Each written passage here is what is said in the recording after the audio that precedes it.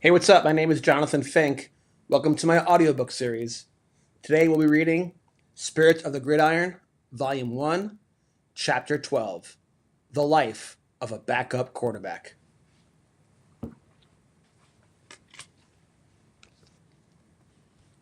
Simpson College football was small time in name only.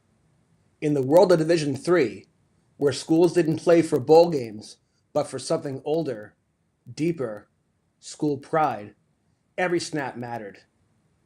Beck made the team as a walk-on, 5'8" in cleats, 160 pounds, soaking wet. A decent arm and a smart mouth had gotten him this far. During summer practices, he was told by the coaching staff that he will likely get redshirted this season. In college football, redshirting is when a player chooses to sit out a season and still maintain a year of eligibility for their future. This means they don't play in any games during that season, but can still practice with the team. Redshirting is essentially a way to delay a player's usage of their 4 years of eligibility. In the film room, he was the loudest voice. He called out blitz pickups in practice with the urgency of a general, then spent Saturdays holding a clipboard like it was a sacred relic. He didn't hate it.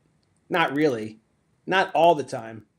There was honor in preparation, in always being ready, in knowing that if fate so much as sneezed, if the starting quarterback tweaked an ankle, took a wrong hit, lost his nerve, Beck could be the one stepping onto the stage. And that was the thing. He lived every day like the universe was one heartbeat away from handing him the huddle. Head coach Darren Cooley never said much to him. Cooley was a coach of few words and fewer explanations. He barked, he pointed, he expected. Beck respected him the way you regard a thunderstorm. You don't love it, but you know better than to ignore it. Jordan Cooley would muster now and then. Get the hell in there. And Beck would jog onto the practice field like it was the Sugar Bowl. He took scout team reps like he was playing in the Cotton Bowl. Keep sharp, Cooley once said, quietly, after a long Tuesday practice. You're one hit away.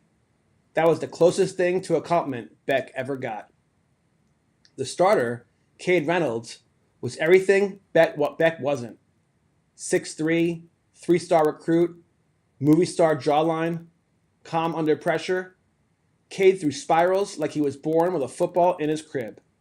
He had the locker with extra space, the interviews after the games, the looks from the girls after class. But Cade wasn't a jerk. He gave Beck nods in meetings, tossed him a few tips.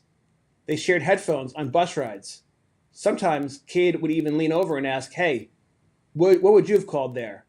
And Beck would feel the glow of being seen. Still, there was always a distance, an invisible fence. Cade was the guy.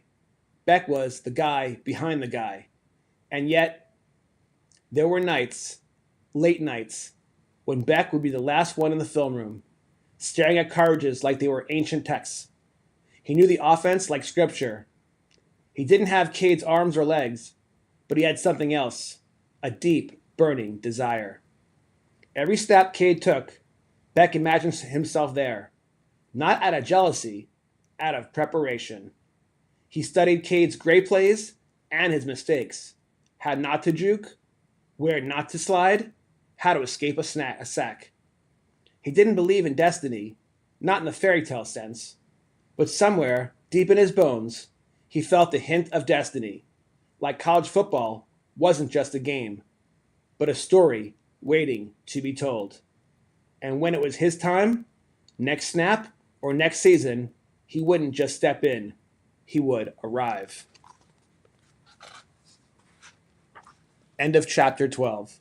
Up next, chapter 13, The Ghost of Simpson College. If you enjoyed this chapter, please drop a like. If you really enjoyed the chapter, please subscribe. Thanks so much. I appreciate you. God bless.